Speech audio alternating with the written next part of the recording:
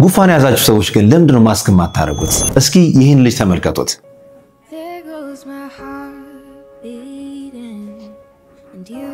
ይሄ ልጅ ከአባቱ መጀመሪያ ጉፋን ይዘዋል። አባትየው ደግሞ ማስክ አያረግም ነበር እና ለአባትየው በጣም ቀላል ጉፋን ነበር።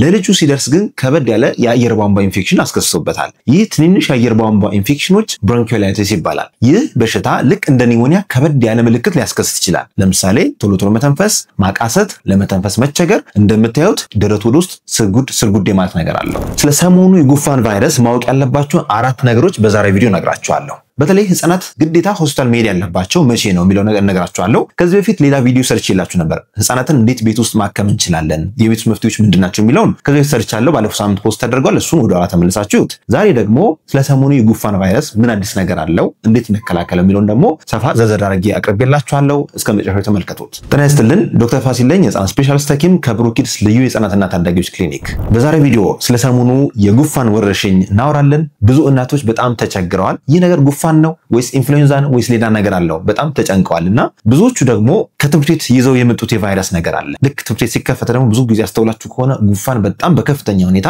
ይንሰራፋል። በዚህ ዙሪያ የኢትዮጵያ ህብረተሰብ ጤና ኢንስቲትዩት ያወጣው መረጃ አለ። ይህን ነግራችኋለሁ። እስከ መጨረሻ ተመልከቱት። ምናልባት ለዚህ ዩቲዩብ ቻናል አዲስ የሆናችሁ ሰዎች ካላችሁ ሰብስክራይብ አድርጉ፣ የደወል ምልክት እየተጫናችሁ ቤተሰብ ሁኑ። ጉፋን የመጀመሪያው መተላለፊያ ብዙ ሰው የማያውቀው መጨባበጥ ነው። ከእጃችሁ ቀጥታ የጉፋን ቫይረስ ሊይዛችሁ ይችላል። ለምሳሌ አፍንጫችን ነካለን፣ አፋችን ነካለን፣ ሳናስበው ሌላ ሰው እንጨብጣለን።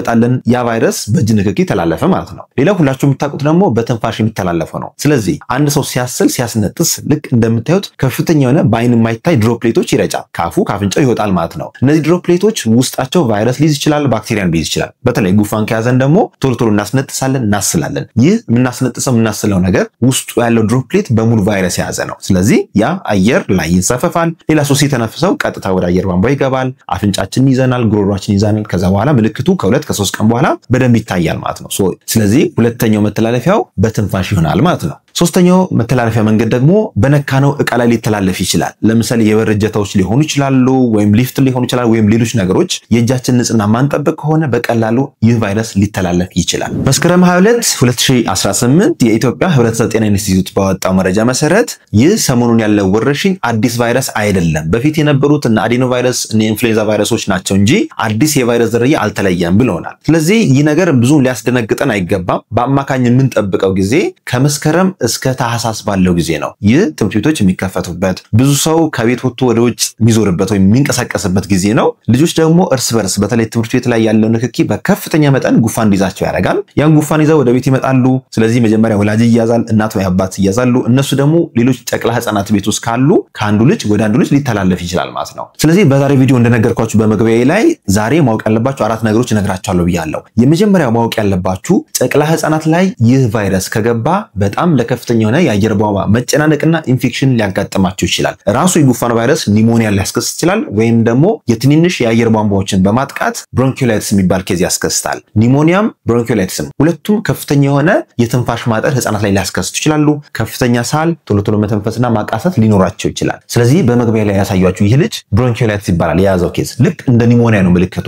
ስለዚህ ጨቅላ ህፃናት አየር ቧንቧቸው በጣም ትንሽ ስለሆነ በተቻለ መጠን ወደነሱ የጉፋን ቫይረስ መድረስ የለበትም። በተለይ ደግሞ እድሜያቸው ከ6 ወር በታች ከሆነ የበሽታ መከላከል አቅማቸው በጣም ዝቅተኛ ነው የሚሆነው። በቀላሉ ቫይረስ ባክቴሪያ ሊተላለፋቸው ይችላልና ጥንቃቄ አድርጉ። ውድ የብሩክ ኪድስ ቤተሰቦች እንኳን ለ2018 ዓመተ ምህረት አዲስ ዓመት በሰላምና በጤና አደረሳችሁ። ብሩክ ኪድስ ልዩ የህፃናትና ታዳጊዎች ክሊኒክ አዲሱ ዓመት የሰላም የጤንነት የእድገት ዓመት እንዲሆንላችሁ ከልብ ይመኛል። በነገራችን ላይ ብሩክ ኪድስ ልዩ የህፃናትና ታዳጊዎች ክሊኒክ በአዲስ ዓመት አዲስ ነገር ይዞላችሁ መጥቷል። ይህም የፕሪስኩል ሜዲካል ቼክአፕ ያ ማለት ህፃናት ትምህርት ቤት ከመግባታቸው በፊት ማድረግ ያለባቸውን የጤንነት ምርመራ አዘጋጅቶላችኋል። በዚህ ምርመራ ስር 3 ዋና ነገሮች የሚጠቃለሉ ሲሆን አንደኛው በህፃናት ስፔሻሊስት ሐኪም የሚደረግ ሙሉ ምርመራና ህክምና፣ ሁለተኛው የላቦራቶሪና የአልትራሳውንድ ምርመራ፣ ሶስተኛ የስነ ምግብ የማማከር አገልግሎት አንድ ላይ በፓኬጅ መልክ አዘጋጅቶላችኋል። ይህንን አገልግሎት ማግኘት ከፈለጋችሁ ከታች ባሉ ስልኮች ደውላችሁ በአካል መምጣት ትችላላችሁ። አድራሻችን ጦር ኃይሎች አጉስታ ድልድይ ወደ ወይራ የሚወስደው አዲሱ መንገድ ላይ ያገኙናል። ለበለጠ መረጃ ይደውሉ። ሁለተኛ ማወቅ ያለባችሁ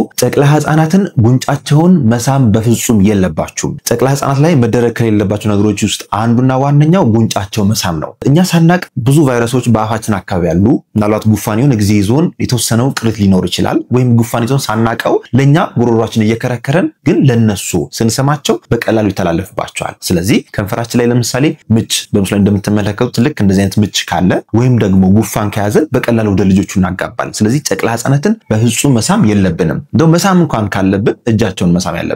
ስለዚህ ይህንን ጥንቃቄ አድርጉ። ሶስተኛ ቤታችሁ ውስጥ ጨቅላ ህፃናትና ትምህርት ቤት የሚውሉ ህፃናት ካላችሁ ለምሳሌ የ5 ዓመት ልጅና ጨቅላ ህፃን 6 ወር ቤት ውስጥ ካለ በጣም ርቀታቸው መጠበቅ ይኖርባቸዋል። በእርግጥ ህፃናት አይሰሙንም፣ ትዕዛዝም ላይ ያከብሩልን ይችላሉ። አትጠጓቸው፣ አትነፍሱባቸው ብንል ላይሰሙ ይችላል። እውነት ነው። ቤታችን ጠባብ ከሆነ በጣም አስቸጋሪ ነው። ግን በተቻለ መጠን ቢያንስ ሄዶ ፊቱ ላይ እንዳያስልበት፣ አፍንጫው ላይ እንዳያስልበት፣ ቀጥታ ኮሙኒኬሽን ወይም ደግሞ እጁን ሳይታጠብ ከትምህርት ቤት እንደመጣ እንዳይነካው ማድረግ አለባችሁ። ስለዚህ በተቻለ መጠን ጉፋን የያዘው ልጅ ትልልቅ ህፃናትም ሆነ አዋቂዎች ካሉ ወይ ማስክ ማድረግ አለባቸው፣ ወይ በቂ ርቀት መጠበቅ አለባቸው፣ ወይ ደግሞ መስኮት በደንብ ተከፍቶ የአየር ዝውውሩ የተፋጠነ መሆን አለበት። በርና መስኮት ስንከፍት ብዙ ጊዜ ብርድ ይመታዋል ልጅ አይደለም እንለው፣ ብርድ ከሚመታው ጉፋን የያዘው ብለን እንደመፍቀን ነው። ጉፋኑ ደግሞ አንዳንዴ እስከ ኒሞኒያም ሊደርስ ይችላልና ብርድን ፈርታችሁ መስኮት አለመክፈት ልጃችሁ ላይ ዋጋ ያስከፍላችኋልና በደንብ የአየር መዘዋወሪያን በደንብ ክፍት ብታደርጉት እመክራችኋለሁ። አራተኛው በዛሬ ቪዲዮ ምነግራችሁና በጣም ወሳኝ ማወቅ ያለባችሁ ህፃናት ብዙ ጊዜ በተለይ ጨቅላ ህፃናት ይሄ ጉፋን ነው ብለን ምንተው ነገር ለነሱ ከጉፋን በላይ ሊሄድባቸው ይችላል። ስለዚህ ግዴታ አንድ ህፃን ጉፋን ይዞት ሆስፒታል መምጣት ያለበት ህክምና የሚያስፈልገው መቼ ነው የሚለውን እነግራችኋለሁ። ስለዚህ እነዚህ አጠቃላይ ዴንጀር ሳይን ወይም ሳይንስ ኦፍ ሪስፓይሬተሪ ዲስትረስ ይባላሉ። እነዚህ ምልክቶች ካያችሁ ግዴታ ሐኪም ጋር ቀርባችሁ የህፃናት ስፔሻሊስት ሐኪም ቢሆን ይመከራል። ሐኪም ጋር ቀርባችሁ ብታማክሩ ጥሩ ነው የሚሆነው። የመጀመሪያው ምልክት ማቃሰትና ከፍተኛና ቶሎ ቶሎ መተንፈስ ካለ በፊት ከምታውቁት ትንፋሻቸው በጣም የሚቀየር ከሆነ ወይም ለመተንፈስ የመቸገር የመጨናነቅ ነገር ካላቸው የመጀመሪያው ይህን ካያችሁ ህክምና ይፈልጋል። ሁለተኛ ደረት ላይ ከፍተኛ ድምጽ ካለ መታፈን ካለ እሱም ለመተንፈስ የሚያስቸግራቸው ከሆነ ህክምና ይፈልጋል። ሶስተኛ ጡት መጥባት ካቆሙ ወይም በጣም ከቀነሱ በፊት ከምታውቁት የመጥባት ብቃታቸው በጣም ከቀነሰባቸውና የማይጠቡ ከሆነ ይህም ሌላኛው ዴንጀር ሳይን ነው። አራተኛ ሁሉንም ምግብ የሚያስታውቁባችሁ ከሆነ ምግብ ማይረጋላቸውና ምግብ ማይወስዱ ከሆነ ሰውነታቸው ዲሃይድሬትድ እንዳይሆንባችሁ ግዴታ ሐኪም ጋር መቅረብ ይኖርባቸዋል። አምስተኛ የከንፈርና የምላስ መጥቆር ካለ ወይም ሳያኖሲስ እንለዋለን። ይህ በምስሉ ላይ የምትመለከቱት ሳያኖሲስ ይባላል። ሳያኖሲስ ማለት የከንፈርና የምላስ መጥቆር ሲያስሉ ሊሆን ይችላል ወይም ደግሞ በትንፋሽ ወቅት ስታዩት ከበፊት ከምታውቁት ፒንክ ከለር ነው ኖርማሊ የምንጠብቀው ከለራቸው ፒንክ ነው ህፃናት ከንፈራቸው ምላሳቸው ያ ግን ወደ ሰማያዊ ወይም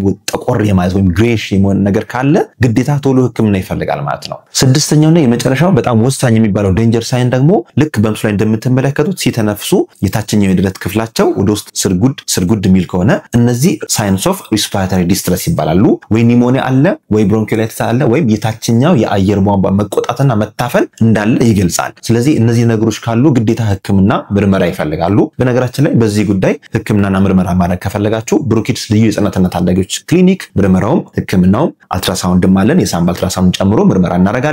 ስለዚህ በአካል መምጣትና ማሳከም ከፈለጋችሁ ከታች ባሉ ስልኮች ደውላችሁ መምጣት ትችላላችሁ። እዚህ የሚርቃችሁ ከሆነ በአቅራቢያችሁ የህፃናት ስፔሻሊስት ሐኪም ባለበት ቦታ ቶሎ ማሳየት ይኖርባችኋል ማለት ነው። ስለዚህ በመጨረሻ አንድ ፖይንት ልንገራችሁ። ይህ ከፍተኛ የአየር ቧንቧ ኢንፌክሽን ወይም ብሮንኪዮላይቲስ የምንለው በከፍተኛ መጠን ብዙ ጊዜ የሚታየው ወይም ሪስክ ያላቸው የሚባሉት አንደኛ ያለ ጊዜያቸው የተወለዱ ህፃናት፣ ሁለተኛ የልብ ኬዝ ያለባቸው፣ ሶስተኛ የሳምባ አፈጣጠር ችግር ያለባቸው። እነዚህ ሶስት ህፃናት ወይም ሶስቱ የህመም ኬዝ ካለ ህፃናት ላይ እነዚህ ጉፋን የያዛቸው ህፃናት ቶሎ ህክምናና ምርመራ ይፈልጋሉ ማለት ነው። ስለዚህ ለዛሬ ያለኝ መረጃ ይህን ይመስላል። መረጃውን ከወዳችሁት ላይክ አድርጉ። ጥያቄ ካላችሁ ደግሞ ኮሜንት ላይ አስፍሩልን። ምናልባት በዚህ ችግር የተቸገሩም ሰዎች ካሉ ሼር እያደረጋችሁ ይህን ቪዲዮ እንዲያዩት ጋብዟቸው። እናንተም ቤተሰብ ካልሆናችሁ ለዚህ ዩቲዩብ ቻናል ቤተሰብ ሁኑ።